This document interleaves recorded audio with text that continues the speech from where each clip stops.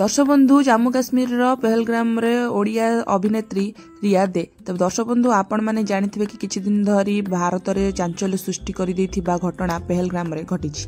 तबे जेउठी कि किछि भारतवासी को पाकिस्तानी माने गोली कड़ी आक्रमण करि मार दैथिले।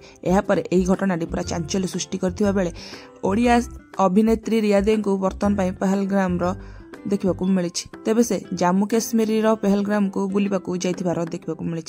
तेबे से स्वामी और भौणी सह जाई पहलगाम रे बुलुथिबार देखा मिली। तेबे दर्शक बंधु आपण मान तो ओडिया हिरोइन रिया दे को बेस भल भाव जानिथिबे। सुंदरता और सुंदर अभिनय पई से बेस लोकप्रियता मध्य साउडीछथि। 90 दर्शकों प्रिय होई सारिछथि रिया दे।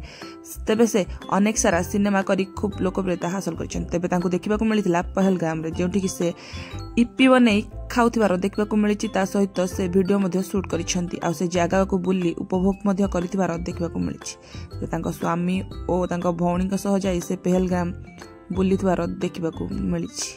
तबे दर्शक बंधु से कुहा जाउछि कि जे रिया दे पहलगाम रे गुली खाइबारु बंची जाइछंती। तेबे से एही घटनाटी केते दूर सत्य केते दूर मिछ एहा आपण माने आगु जानिबाकू पाइबे। आ सेठी से घोड़ार सवार मध्य करथिले।